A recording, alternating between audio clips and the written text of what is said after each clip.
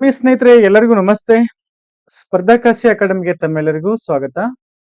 ಯಾರೆಲ್ಲ ಚಾನೆಲ್ ನ ಸಬ್ಸ್ಕ್ರೈಬ್ ಮಾಡ್ಕೊಂಡಿಲ್ಲ ದಯವಿಟ್ಟು ಚಾನೆಲ್ ಸಬ್ಸ್ಕ್ರೈಬ್ ಮಾಡ್ಕೊಂಡು ವಾಚ್ ಮಾಡ್ರಿ.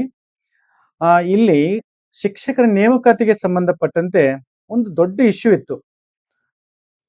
ಏನ್ ಇಶ್ಯೂ ಅಂತಂದ್ರೆ 2022ರಲ್ಲಿ ಕರ್ನಾಟಕ ಸರ್ಕಾರ 15,000 ಶಿಕ್ಷಕರ ನೇಮಕಾತಿಗೆ ಒಂದು ಪ್ರೊಸೀಜರ್ ನ ಮಾಡಿತ್ತು. ಅಲ್ಲಿ 13,500 ಶಿಕ್ಷಕರಿಗೆ ಈಗ ಆಲ್ರೆಡಿ ಏನಪ್ಪಾ ಅಂದ್ರೆ ಆ ಒಂದು ನೇಮಕಾತಿ ಆದೇಶ ಪತ್ರಗಳನ್ನ ಕೊಟ್ಟಿರ್ತಕ್ಕಂಥದ್ದು. ಒಂದು ಏನಪ್ಪಾ ಅಂದ್ರೆ ಬಿಗ್ ಇಶ್ಯೂ ಆಗಿತ್ತು, ಮಹಿಳೆಯರಿಗೆ ಸಂಬಂಧಪಟ್ಟಂತೆ.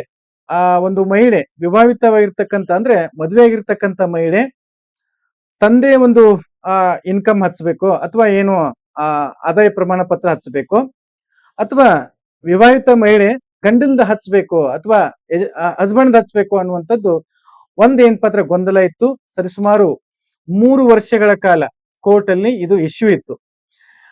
ಈ ಒಂದು ವಿಚಾರವಾಗಿ ಕರ್ನಾಟಕ ಸರ್ಕಾರ ಕೋರ್ಟ್ ಇಶ್ಯೂ ಅನ್ನ ಹಿಡ್ಕೊಂಡು ನೇಮಕಾತಿನೂ ಸಹಿತ ಏನ್ ಪಾತ್ರ ಸ್ಟಾಪ್ ಮಾಡಿತ್ತು. ಇಲ್ಲಿ ಒಂದು ಬಿಗ್ ಅಪ್ಡೇಟ್ ಏನು ಅಂತಂದ್ರೆ ಈ ಒಂದು ಕೇಸು ಸುಪ್ರೀಂ ಕೋರ್ಟ್ ಅಲ್ಲಿ ಇತ್ತು, ವಾಪಸ್ ಏನ್ ಪಾತ್ರ ಅದು KT ಬಂತು. ಒಂದು ಕೇಸ್ ಏನ್ ಪಾತ್ರ ಕಲಬುರಗಿ ಹೈಕೋರ್ಟ್ ಅಲ್ಲಿ ವಿಚಾರಣೆಯನ್ನ ನಡೀತಾ ಇತ್ತು. ಇವತ್ತು ಕಲಬುರಗಿ ಒಂದು ಹೈಕೋರ್ಟ್ ವಿಭಾಗೀಯ ಪೀಠ ಏನಿದೆಯಲ್ಲ, ಅಲ್ಲಿ ಈ ಮ್ಯಾರಿಡ್ ವುಮನ್ ಕೇಸ್ಗೆ ಸಂಬಂಧಪಟ್ಟಂತೆ ಒಂದು ಬಿಗ್ ಅಪ್ಡೇಟ್ ಅನ್ನ ನಾವು ನೋಡ್ತಾ ಇದ್ದೀವಿ. ಸರ್, ಇನ್ನೊಂದು ಕೋರ್ಟ್ ಕೇಸ್ ಇದೆಯಲ್ಲ ಅಂತೇಳಿ ನೀವೆಲ್ಲ ನಿಮ್ಗೆ ಅನಿಸ್ತಿರ್ಬೋದು, ಅಥವಾ ನಿಮ್ಗೆ ಹೆಂಗೆ ಅಂತ ಕೇಳ್ತಿರ್ಬೋದು. ಅದನ್ನ ನಾನು ಆಮೇಲೆ ಹೇಳ್ತೀನಿ. ಇಲ್ಲಿ ಪ್ರಮುಖವಾಗಿ ಒಂದು ಅಪ್ಡೇಟ್ ಏನು ಅಂತಂದ್ರೆ, ವಿವಾಹಿತವಾಗಿರ್ತಕ್ಕಂಥ ಅಂದ್ರೆ ಮದುವೆ ಆಗಿರ್ತಕ್ಕಂಥ ಮಹಿಳೆ ತಂದೆ ಒಂದು ಆದಾಯ ಪ್ರಮಾಣ ಪತ್ರ ಹಚ್ಚಬೇಕು ಅಥವಾ ಒಂದು ಅವರ ಹಸ್ಬೆಂಡ್ ಹಚ್ಚಬೇಕು ಅನ್ನುವಂಥದ್ದು ಒಂದು ಕ್ಲಾರಿಫಿಕೇಶನ್ ಇತ್ತು. ಇದು ಬಹಳ ಏನ್ ಪಾತ್ರ ಗೊಂದಲಕಾರಿಯಾಗಿರ್ತಕ್ಕಂಥ ವಿಚಾರ. 1986ರ ಒಂದು ಕರ್ನಾಟಕ ಸರ್ಕಾರದ ನೀತಿ ನಿಯಮಗಳಲ್ಲಿ ಆದಾಯ ಪ್ರಮಾಣ ಪತ್ರವನ್ನು ಗಂಡಂದ ಹಚ್ಚಬೇಕು ಅಂತ ಹೇಳಿದೆ. ಮದುವೆ ಆಗಿರ್ತಕ್ಕಂಥ ಮಹಿಳೆ ಗಂಡಂದ ಹಚ್ಚಬೇಕು ಅಂತಿದೆ. ಆದ್ರೆ ಈ ಕಲಬುರಗಿ ವಿಭಾಗದ ಒಂದು ಪೀಠ ಏನಿದೆಯಲ್ಲ, ಬಹಳ ಚೆನ್ನಾಗಿ ಏನ್ ಪಾತ್ರ ಒಂದು ತೀರ್ಪನ್ನ ಕೊಟ್ಟಿದೆ. ಏನು ಅಂತಂದ್ರೆ, ತಂದೆ ಅಥವಾ ಗಂಡ ಎರಡರಲ್ಲಿ ಯಾವುದೇ ಆದಾಯ ಪ್ರಮಾಣ ಪತ್ರವನ್ನ ನೀಡಿದ್ರೂ ಸಹಿತ ಮೆರಿಟ್ ಲಿಸ್ಟ್ ನಲ್ಲಿ ಯಾರು ಫಸ್ಟ್ ಇರ್ತಾರಲ್ಲ, ಮೊದಲಿಗೆ ಇರ್ತಾರಲ್ಲ, ಅವರಿಗೆ ನೇಮಕಾತಿ ಆದೇಶವನ್ನ ಕೊಡ್ಲಿಕ್ಕೆ ತಿಳಿಸಿದೆ. ಇಲ್ಲಿ ತಂದೆ ಆದಾಯ ಪ್ರಮಾಣ ಪತ್ರನೂ ಹಚ್ಚಲಿ ಅಥವಾ ಗಂಡಂದ್ರಲ್ಲೇ ಹಚ್ಚಲಿ, ಯಾರದ್ರಲ್ಲಿ ಪ್ರಥಮ ಆದ್ಯತೆ ಇರ್ತಾರಲ್ಲ, ಮೆರಿಟ್ ಅಲ್ಲಿ ಯಾರು ಫಸ್ಟ್ ಇರ್ತಾರಲ್ಲ ಅದನ್ನ ಪರಿಗಣಿಸ್ರಿ ಅಂತ ಹೇಳಿದೆ. ಓಕೆನಾ? ಇದೊಂದು ಬಹಳ ಬಿಗ್ ಆಗಿರ್ತಕ್ಕಂಥ ಅಪ್ಡೇಟ್.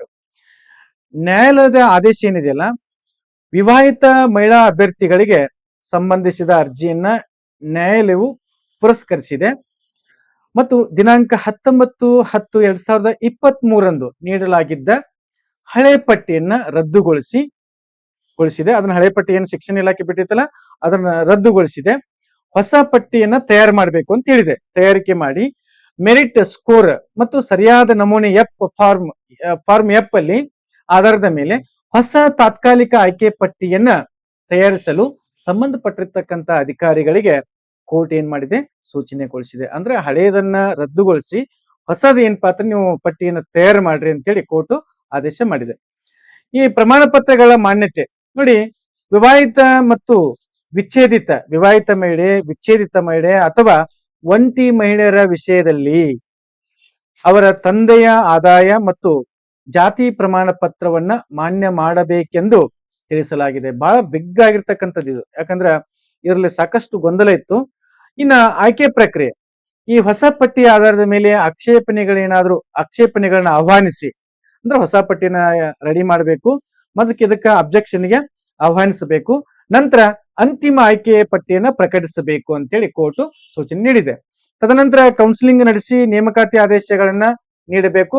ಮೀಸಲಾತಿ ವರ್ಗಗಳು ಯಾವ ಮೀಸಲಾತಿಗೆ ಅನ್ವಯಿಸ್ತದ ಅಂತ ಕೇಳಿದ್ರೆ 2A, 2B, 3rd B ವರ್ಗ ಅಭ್ಯರ್ಥಿಗಳು ಸಹಿತ ಇನ್ನುಳಿದಂತ ಎಲ್ಲಾ ಒಂದು ಅಭ್ಯರ್ಥಿಗಳು ಸಹಿತ ಏನ್ ಪಾತ್ರ ಇದು ಅನ್ವಯಿಸ್ತದ, ಈ ನಿಯಮಗಳು ಅನ್ವಯಿಸ್ತಾವ.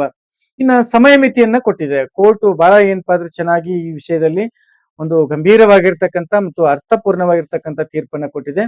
ಸಮಯ ಮಿತಿ ಅಂತಂದ್ರೆ 2 ತಿಂಗಳ ಅವಧಿ ಒಳಗಾಗಿನ ಹೊಸ ಪಟ್ಟಿಯ ಅನ್ವಯ ಮತ್ತು ಏನು ತಂದಿದರೆ ಹಚ್ಚಲಿ ಅಥವಾ ಒಂದು ಗಂಡಂದರೆ ಹಚ್ಚಲಿ, ಅದರಲ್ಲಿ ಎರಡು ಏನಪ್ಪಾ ಪಾತ್ರ ನೀವು ಪರಿಗಣಿಸಿ ಯಾರು ಮೆರಿಟ್ ಲಿಸ್ಟ್ ನಲ್ಲಿ ಮೊದಲಿಗೆ ಇರ್ತಲ್ಲ ಆ ಒಂದು ಅದನ್ನ ಪರಿಗಣಿಸಿ ಹೊಸ ಒಂದು ಆಯ್ಕೆ ಪಟ್ಟಿಯನ್ನ ನೀವು ಬಿಡಬೇಕು.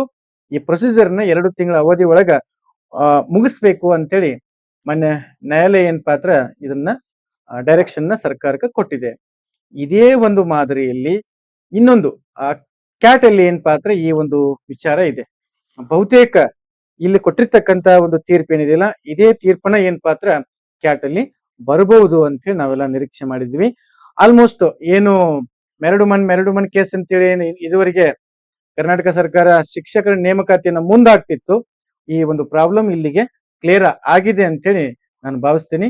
ಸೊ ಇಲ್ಲಿ ಯಾರೆಲ್ಲ ಈ ಒಂದು ಹೈಯೆಸ್ಟ್ ಮೆರಿಟ್ ಲಿಸ್ಟ್ ಅಲ್ಲಿ ಇರ್ತಿರಲ್ಲ ಅವ್ರು ಏನ್ ಪಾತ್ರ ಅಪಾಯಿಂಟ್ಮೆಂಟ್ ಲಿಸ್ಟ್ ಅಲ್ಲಿ ಇರ್ತೀರಿ. Okay, thank you so much. ಇನ್ನು ಕೆಳಗಡೆ ಟೆಲಿಗ್ರಾಮ್ ಗ್ರೂಪ್ ಇದೆ, ವಾಟ್ಸ್ಆಪ್ ಗ್ರೂಪ್ ಇದೆ. ಹೆಚ್ಚಿನ ಮಾಹಿತಿಗಾಗಿ ನೀವು ಅಲ್ಲಿ ಜಾಯ್ನ್ ಆಗಬಹುದು. ಓಕೆ, ಎಲ್ಲರಿಗೂ ಥ್ಯಾಂಕ್ ಯು.